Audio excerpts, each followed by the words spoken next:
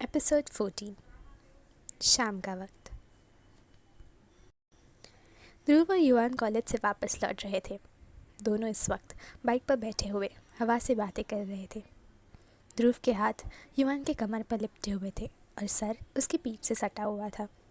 ध्रुव बोला, युवान। युवान ने मिरर से ध्रुव को देखा, जो बच्चों जैसा फेस बनाया हुआ था। युवान बोला, कहो। ध्रुव बोला, क्या हम आज बाहर डिनर करने जा रहे हैं? कितने टाइम से कुछ अच्छा टेस्टी खाना नहीं खाया है। युवान मुस्कुराता था। उसने कहा, बात तो सच कही है तुमने। ओके, चलो कहाँ जाना है? युवान की ओके सुनकर ध्रुव खुशी से चहक उठा। दोनों एक रेस्टोरेंट में डिनर करने चले गए। ये उनके किए छोटे मोटे पार्ट टाइम की कमाई थी, जिससे वे अपना खर्चा उठाते थे। रहने और खाने पीने का इंतज़ाम तो ऑर्फनेज में ही हो जाता था, तो छोटे बड़े ज़रूरियात के लिए उन्हें खर्च करना पड़ता। एक बड़ी सी कार उसी रेस्टोरेंट के आसपास आकर रुकी। अंदर एक शख्स बैठा हुआ था।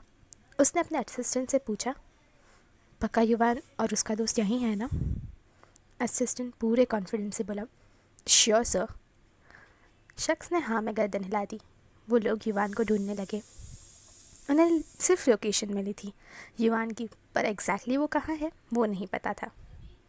दूसरी तरफ युवान का खाना ध्रुव से पहले ख़त्म हो गया, तो वो हाथ मुंह धोने उठकर चला गया। ध्रुव वहीं बैठे खाना लुफ्त उठाकर खा रहा था। युवान अभी वॉशरूम में बेसिन के पास खड़ा हाथ मुंह धो ही रहा था कि तभी उसे कुछ गलत होने का आभास हो गया। उसने अपने आसपास नज़रें दौड़ाई, पर कुछ गलत होता मालूम न पड़ा। तभी उसे एक टॉयलेट का दरवाज़ा खुलता दिखा, जिसमें से एक आदमी बड़ी स्फूर्ति से बाहर आया और युवान पर वार करने को हुआ, पर युवान ने खुद को बचा लिया उसके वार से। वो वार खाली चला गया। वो आदमी काले पोशाक में था और उसने मुंह पर एक काला कपड़ा बांध रखा था। उसके हाथ में एक चाकू था। युवान ने उसे एक नज़र देखा और उससे बचने की तरकीब खोजने लगा। तभी उस शख्स ने युवान पर वार कर दिया। युवान ने स्फूर्ति से झुककर उसके वार को खारिज किया और खुद उसकी कलाई पकड़कर उसके हाथ को मोड़ दिया। आदमी के शरीर में एक दर्द की लहर उठ गई, पर छू तक ना निकली। इसका मतलब साफ था कि वो एक प्रोफेशनल है। युवान के एक वार का वो पलटवार जानता था। उस आदमी ने युवान की कोहनी के पास अपने हाथ को मारा, जिससे वो बेंड हो गई और खुद पलटकर युवान के हाथ को मोड़ दिया। युवान से सक पड़ा, आ!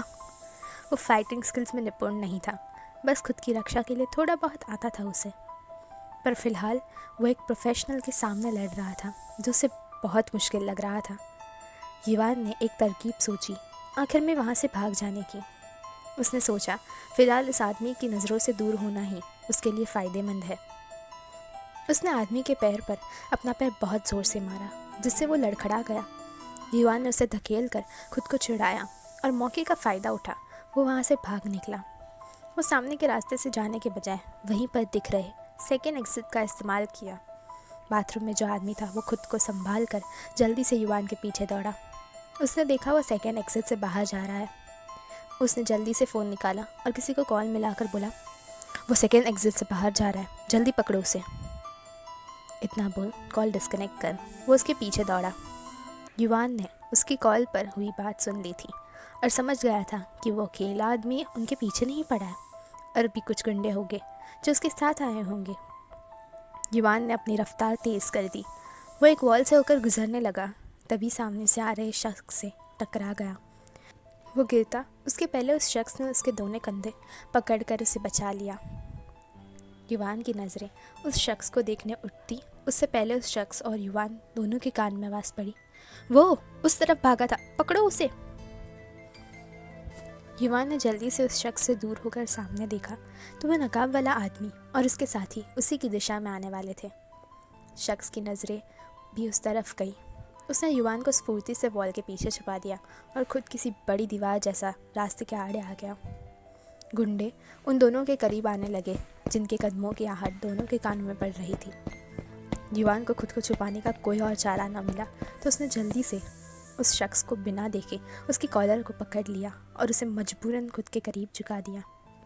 वो शख्स हैरानी से भरकर युवान को देखने लगा।